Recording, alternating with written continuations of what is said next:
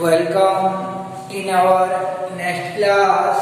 तो इसके पहले क्लास में आपको बताया गया था कि न्यूटन का कणिका सिद्धांत को आज देखते हम लोग आगे कि प्रकाश से संबंधित दूसरा सिद्धांत जो ये हाइगन का तरंगिका सिद्धांत, हाइगन का तरंगिका सिद्धांत यानी हाइगन का तरंगिका सिद्धांत। तो वैज्ञानिक हाइगन ने प्रकाश को क्या माना, जैसे न्यूटन ने प्रकाश को कण माना था और प्रकाश के यानी प्रकाश जो कण के रूप में आगे बढ़ता है न्यूटन के अनुसार। आप देखते हैं हम लोग वैज्ञानिक हाइगन का तरंगिका सिद्धांत। वैज्ञानिक हाइगन ने बताया कि प्रकाश जो है प्रकाश से निकलकर तरंग के रूप में आगे बढ़ती रहती है, तरंग के रूप में आगे जाती रहती है, तरंग के रूप में यह आगे बढ़ती रहती है। हाइगन के अनुसार प्रकाश सोर्स से निकलकर तरंग के रूप में निरंतर आगे बढ़ती रहती है। तो ऐसे तरंग के रूप में आगे बढ़ती रहती है। तो उन पर क्वेश्चन किया गया कि वस्तु हमको कैसे दिखाई देती है। तो उन्होंने यह तर्क दिया कि प्रकाश तरंग जो है 7 रंगों से मिलकर बनी रहती है। प्रकाश तरंग जो है 7 रंगों से मिलकर बनी रहती है। तो 7 रंगों से मिलकर बनी रहती है। तो कोई वस्तु पर यह प्रकाश जब जाकर टकराती है, तो किसी वस्तु पर जाकर जब यह प्रकाश टकराती है तो उस स्थिति में वह वस्तु जो है कि प्रकाश के कुछ रंगों को अपने में अवशोषित कर लेता है। यानी प्रकाश तरंगे जो 7 रंगों से मिलकर बना रहता है, बैजानी, पिनाला, बैगनी, जामुनी, ऐसे करके 7 रंगों से यह मिलकर बना रहता है। तो उनमें से कुछ रंगों को अपने में अवशोषित कर लेता है, कुछ रंगों को अपने में अवशोषित कर लेता है। और जिस रंग को अवशोषित नहीं कर पाता है वह वस्तु, तो उसका यानी वह रंग जो है हमको वस्तु के रंग के रूप में परिलक्षित होता है। यानी जिस रंग को अवशोषित कर लेता है उसका पूरक रंग में जिस रंग को अवशोषित नहीं करता है तो वह वस्तु हमको परिलक्षित होता है, यानी वस्तु के रंग के रूप में हमको आभास होता है।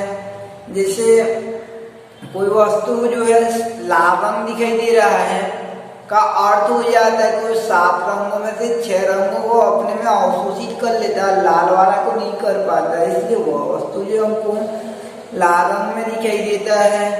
तो इस प्रकार से वैज्ञानिक हाइगन के अनुसार प्रकाश सोर्स से निकलकर तरंग के रूप में निरंतर आगे बढ़ती रहती है।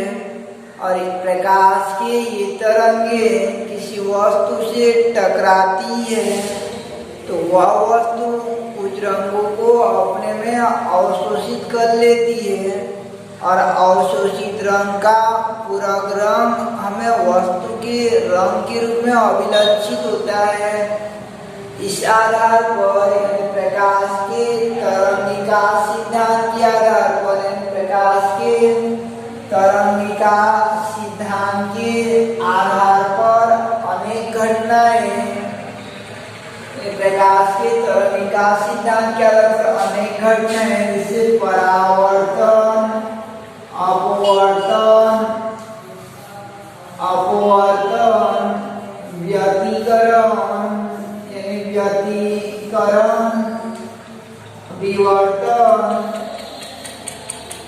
विवर्तन और ध्रुवण, इन घटनाओं की व्याख्या होती है। परावर्तन, अपवर्तन, व्यतिकरण, ध्रुवण, इन घटनाओं की व्याख्या होती है।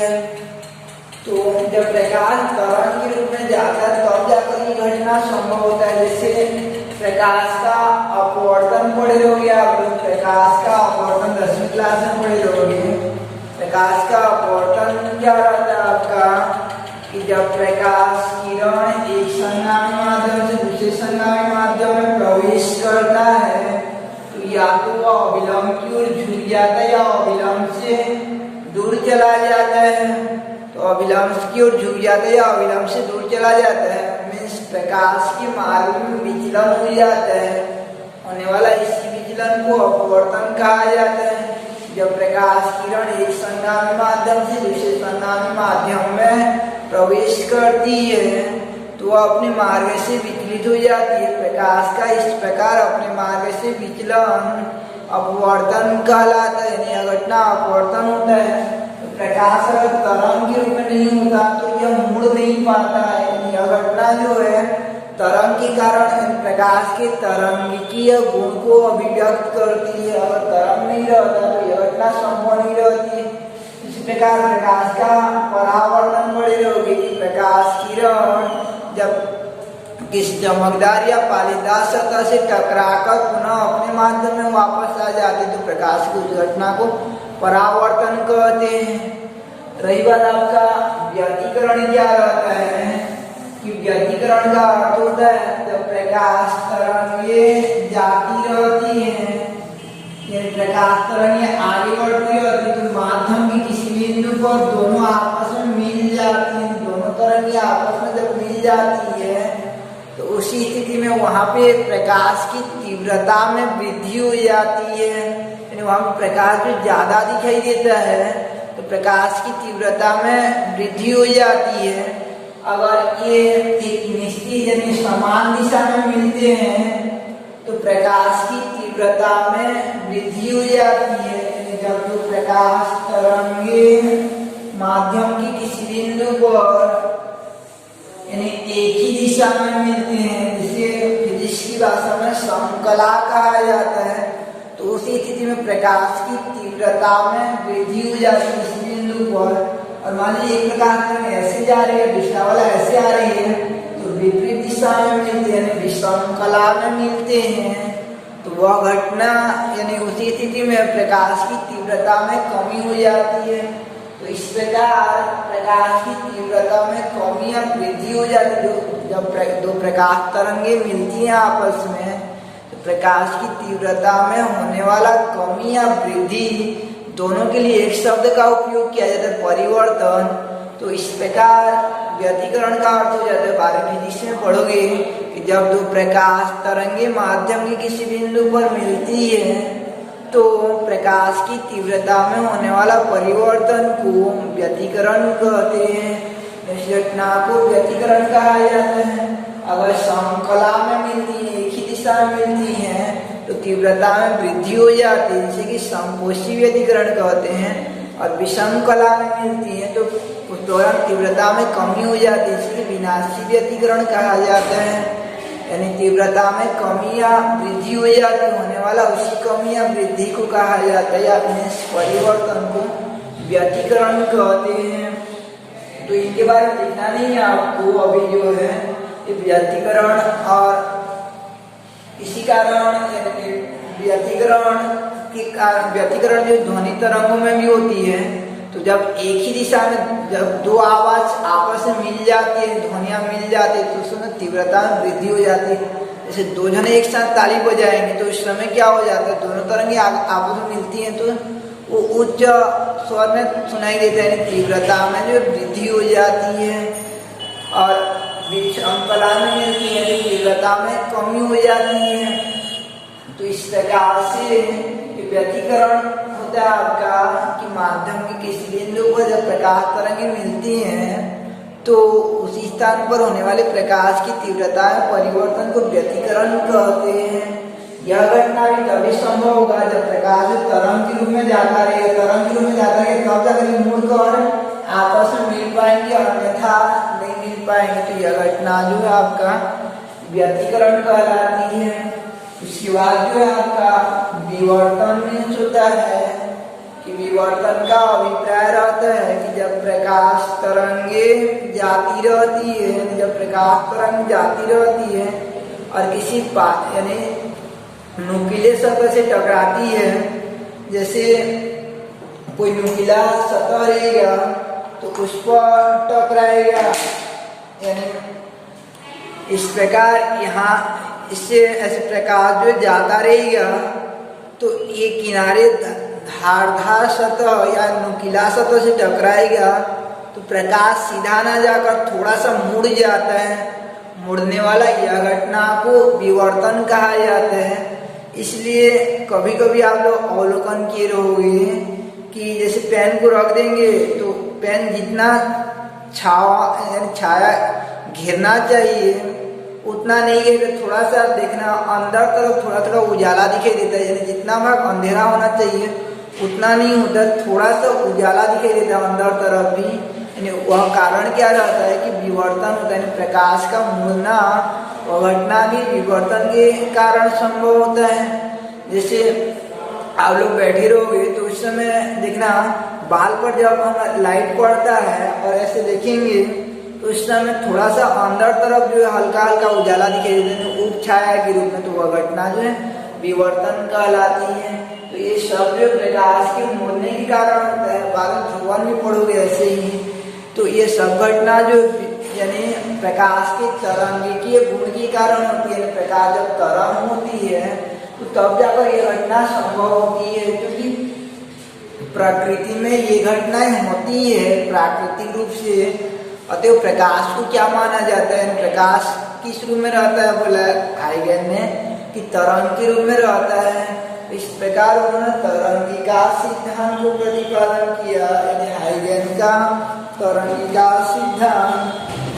तो हाइगन का तरंगिका सिद्धांत क्या हो जाएगा आपका, कि हाइगन के तरंगिका सिद्धांत के अनुसार, यानी हाइगन के तरंगिका सिद्धांत के अनुसार प्रकाश स्रोत से निकलकर तरंग के रूप में संचरित होती है और यह जाकर किसी वस्तु से टकराती है तो वह वस्तु प्रकाश के कुछ रंगों को अपने में अवशोषित कर लेती है, जिससे अवशोषित रंग का पूरा रंग वस्तु के रंग के रूप में अभिलक्षित होता है। इस सिद्धांत के आधार पर परावर्तन, अपवर्तन, व्यतिकरण, ध्रुवन आदि घटनाओं की व्याख्या होती है।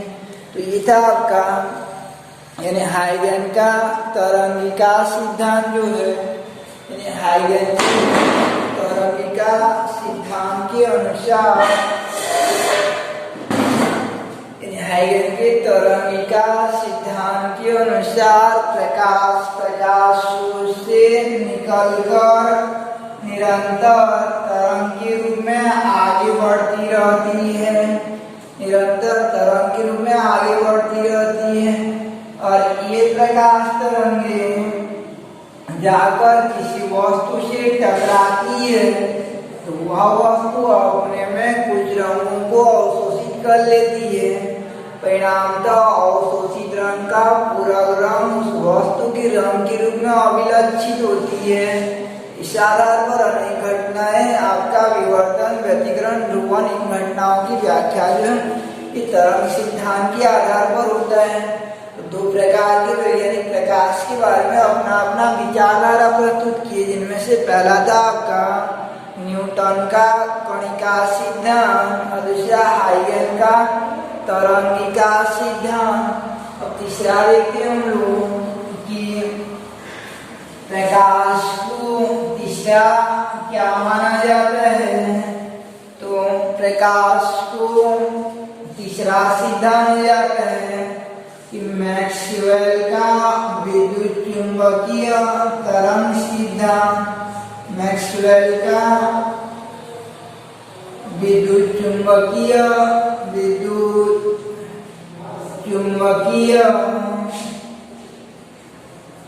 तरंग सिद्धांत, विद्युत चुम्बकीय तरंग सिद्धांत। तो रही बात विद्युत चुम्बकीय तरंग किसे कहा जाता है, इसको जानना पड़ता है। विद्युत चुम्बकीय तरंग किसे कहा जाता है, तो विद्युत चुम्बकीय तरंग को समझने के पूर्व तरंग क्या उसको थोड़ा जान लेते हैं। तो तरंग का अभिप्राय रहता है कि तरंग जो है, जैसे हम लोग एक पत्थर को पानी में डालते हैं या फेंकते हैं, तो उस समय वह जहाँ पे गिरता है वो उसी स्थान पर जो पानी की ऊर्जा गतिज ऊर्जा है वो बढ़ जाती है।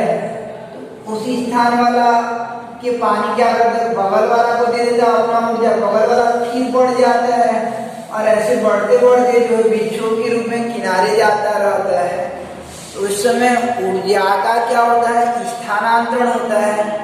पहले हमारे पास जो पत्थर को उठाए और उसको फेंके तो ऐसे यानी स्थिति में परिवर्तन किया उसका, तो स्थिति ऊर्जा हो गया। तो वह पत्थर जो गति किया, गति के कारण इसमें गति ऊर्जा नहीं हो गया। जब जाकर गिरता है तो गति ऊर्जा के कारण क्या हो जाता है, पानी यानी वो पत्थर का ऊर्जा जो पानी में ट्रांसफर हो जाता है। फिर पानी का पहला किनारा जो है उस ऊर्जा को दूसरा वाला को देते, दूसरा वाला तीसरा को, और ऐसे करके वह आगे की ओर बढ़ता रहता है।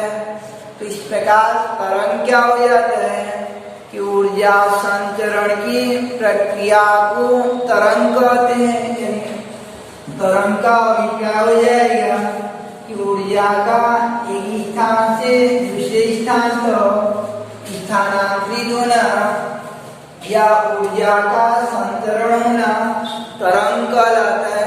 कुल मिलाकर ऊर्जा संचरण की प्रक्रिया को तरंग कहते हैं।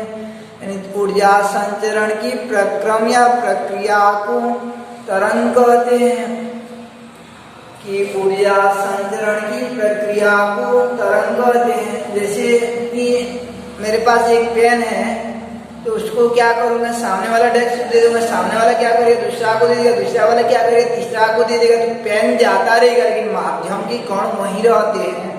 जैसे पानी में पत्थर डालते हैं तो पत्थर वही यानी पानी वही रहता है, लेकिन ऊर्जा जो किनारे तक चला जाता है। तो उस प्रक्रिया को क्या कहते हैं, तरंग। तरंग कहा जाता है। ऊर्जा संचरण की प्रक्रिया को तरंग कहते हैं। उसमें माध्यम का कण गति नहीं करता है, केवल ऊर्जा जो है एक स्थान से दूसरे स्थान तक जाता है।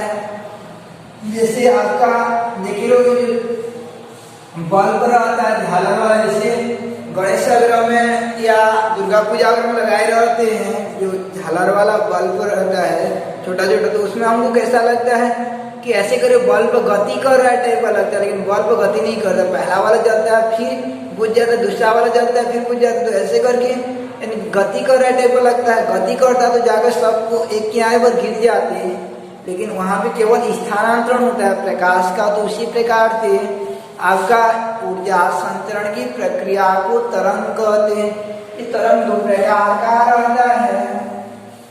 यदि यह तरंग जो है दो प्रकार का हो जाता है। एक होता है आपका यांत्रिकी तरंग, यानी यांत्रिकी तरंग, और दूसरा विद्युत चुंबकीय तरंग, यानी यांत्रिकी तरंग और विद्युत चुंबकीय तरंग।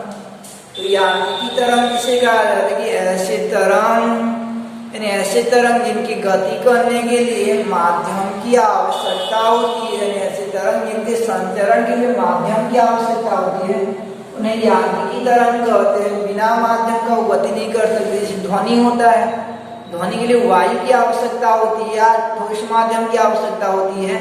निर्वात में जो ध्वनि का गति करना संभव नहीं होता है, इसलिए यानी ध्वनि जो यांत्रिकी तरंग के अंतर्गत आ जाती है। तो ऐसे तरंग जिनके संचरण के लिए माध्यम की आवश्यकता होती है यांत्रिकी तरंग ही कहलाती है। जैसे ध्वनि, अगर बीच में अगर ध्वनि नहीं होता तो मेरा आवाज जो है आपको सुनाई नहीं देता। जहाँ पे निर्वात होता है, कुछ भी नहीं होता है, तो वहाँ पे जो है यानी ध्वनि सुनाई नहीं देता है।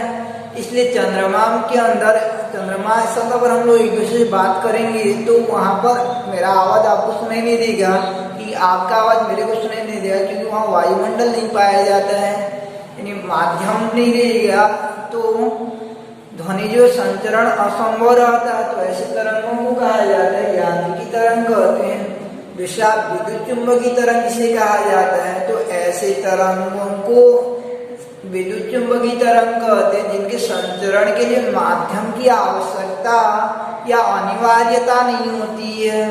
यानी ऐसे तरंग जिनके संचरण के लिए माध्यम अनिवार्य नहीं होती है विद्युत चुंबकीय तरंग कहलाते हैं। वे निर्वात में भी गति कर सकते हैं और माध्यम में भी गति कर सकते हैं।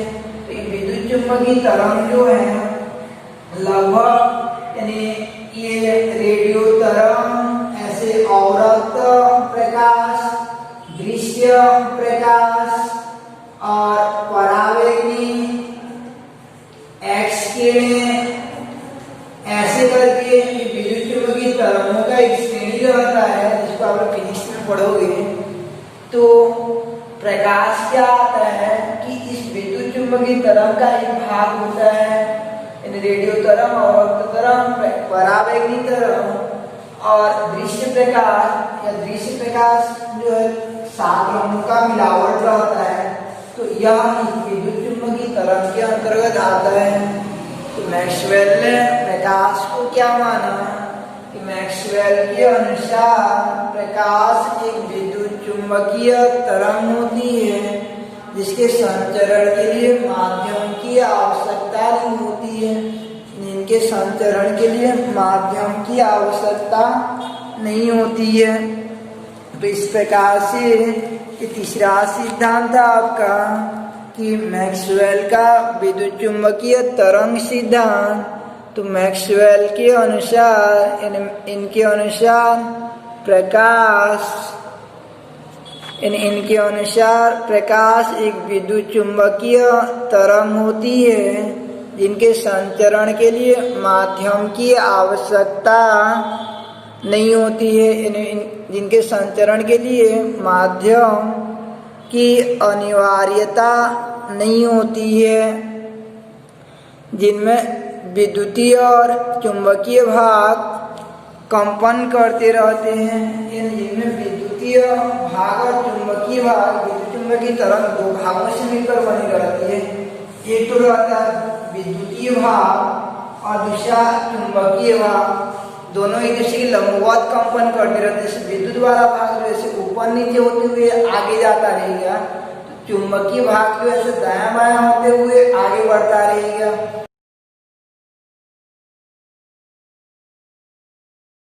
यानी विद्युतीय भाग अगर ऊपर नीचे होते हुए आगे बढ़ेगा तो चुंबकीय भाग जो दायां बायां होते हुए आगे बढ़ेगा।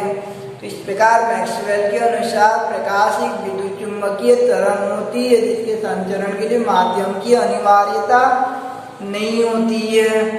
इन विद्युत चुंबकीय तरंगों में विद्युत चुंबकीय तरंगों में विद्युतीय और चुंबकीय भाग एक दूसरे के लंबवत।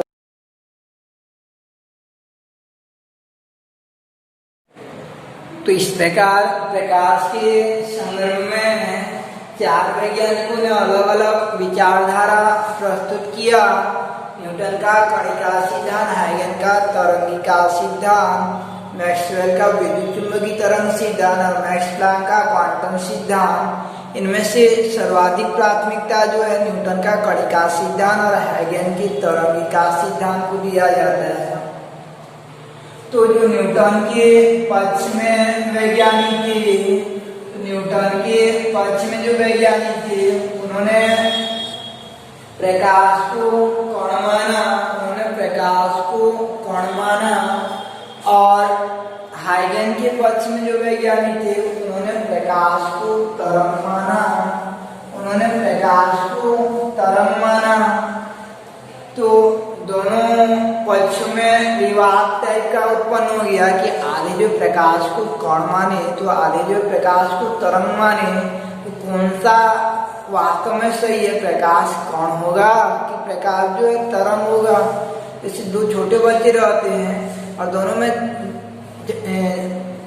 झगड़ा हो गया रहेगा, लड़ाई हो गया रहेगा, तो ऑफिस को गुरुजी बुलाएंगे उन दोनों को, तो बच्चा क्या बोलेगा कि वो पहले मेरे को मारा है, वो दूसरा बच्चा क्या बोलेगा ये पहले मेरे को मारा है। तो गुरुजी क्या समझाई देंगे कि दोनों एक दूसरे को पहले मारे रहोगे, और उस प्रकार से दोनों को एक दूसरे कान पकड़ने के लिए बोलेंगे। तो ऐसे जो है यहाँ पे न्यूटन और हाइगेन दोनों में विवाद उत्पन्न हो जा रहा था कि न्यूटन कण मान रहे थे, तो हाइगेन जो है प्रकाश को तरंग मान रहे थे। तो वास्तव में क्या होता है प्रकाश जो है, तो आइंस्टीन नामक वैज्ञानिक ने सुझाव दिया कि आइंस्टीन नामक वैज्ञानिक ने ये सुझाव दिया कि न्यूटन जो बोल रहे हैं वो कथन सत्य है। न्यूटन जो बोल रहे हैं वो सत्य है कि प्रकाश जो कण होता है। तो हाइगेन बोलते क्या मेरा असत्य नहीं आपका भी सत्य है कि प्रकाश जो तरंग भी होता है, यानी प्रकाश जो तरंग भी होता है। तो आइंस्टीन नामक वैज्ञानिक ने दोनों को सुझाव दिया कि प्रकाश केवल न तो कण होता है नहीं तरंग होता है, अभी तो प्रकाश दोनों रूप होता है, प्रकाश कण भी होता है और प्रकाश तरंग भी होता है। प्रकाश की इसी प्रकृति को कहा जाता है, प्रकाश की इसी दोनों रूप को कहा जाता है। प्रकाश की दोहरी प्रकृति कहते हैं, प्रकाश की दोहरी प्रकृति कहा जाता है। प्रकाश का द्वैल नेचर कहते हैं। प्रकाश जो तरंग के रूप में व्यवहार करता है और प्रकाश जो है कण के रूप में व्यवहार करता है। तो इस प्रकार से ये हो गया आपका प्रकाश की दोहरी प्रकृति कि हम लोग पढ़ने वाले थे कि क्वांटम यांत्रिकी की अवधारणा जिसके लिए यानी आपका डिब्राली समीकरण और हाइजेनबर्ग का अनिश्चितता सिद्धांत की आवश्यकता होती है। उसके लिए इलेक्ट्रॉन की दोहरी प्रकृति पढ़ना पड़ता है। इलेक्ट्रॉन की दोहरी प्रकृति के लिए प्रकाश की दोहरी प्रकृति पढ़ना पड़ता है। प्रकाश की दोहरी प्रकृति के लिए प्रकाश को पढ़ना पड़ता है। प्रकाश पढ़ लिए और प्रकाश की दोहरी प्रकृति को पढ़ लिए। इसके बाद इन्हें आइंस्टीन नामक वैज्ञानिक ने ये सुझाव दिया कि दोनों को समझाई दे, तो ये बोले कि प्रकाश जो तरंग भी होता है और कण भी होता है। उसी का यानी प्रकाश दोहरी प्रकृति का होता है, उसी का लाभ लेते हुए उसी का फायदा उठाते हुए वैज्ञानिक डी ब्रागली ने ये बताया कि जिस प्रकार प्रकाश सामान्यतः तरंग होते हुए कण की तरह व्यवहार करता है, ज्यादातर तरंग पक्ष में जाता है, तो तरंग होते हुए कण के रूप में व्यवहार करता है। तो ऐसे नाभिक के चारों परिक्रमा करता हुआ इलेक्ट्रॉन जब यह उच्च वेग से गति करता रहता है,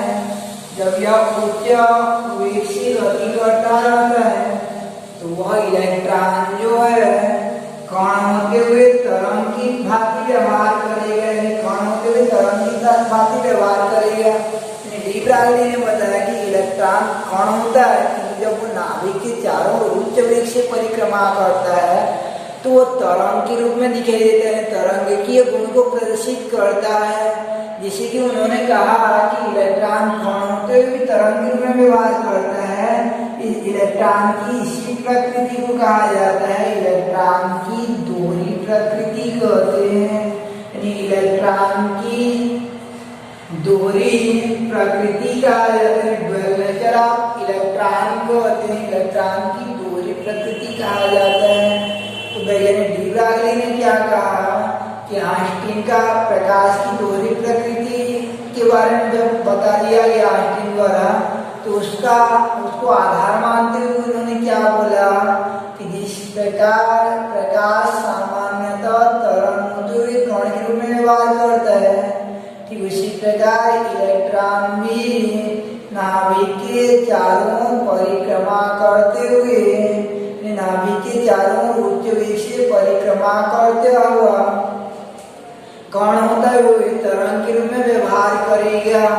यानी इन्होंने बताया डी ब्रागली ने कि जिस प्रकार सामान्यतः प्रकाश तरंग होते हुए कण के रूप में व्यवहार करता है, ठीक उसी प्रकार इलेक्ट्रॉन भी जब उच्च वेग से परिक्रमा करता है तो वह कणों तरंग के रूप में व्यवहार करेगा, जैसे कि इलेक्ट्रॉन की दोहरी प्रकृति कहते हैं। इस प्रकार इलेक्ट्रॉन की दोहरी प्रकृति के रूप में बताया, और क्योंकि इलेक्ट्रॉन तरंग के रूप में गति करता है तो उस तरंग के तरंगदैर्घ्य को लैम्डा से प्रदर्शित करते हैं। इसे क्या कहते हैं? लैम्डा कहा जाता है। तो लैम्डा से प्रदर्शित करते हैं, तो इस लैम्डा बराबर h/mv करके एक समीकरण दिया डिब्रागली ने कि तरंग के रूप में व्यवहार करता है तो उस तरंग का तरंगदैर्घ्य कितना होगा। तो उस तरंग के तरंगदैर्घ्य लैम्डा बराबर h/mv होता है। इसको उन्होंने डिब्रागली समीकरण कहा। तो कल देखेंगे आगे कि डिब्रागली समीकरण का उपपत्ति कैसे की जाती है।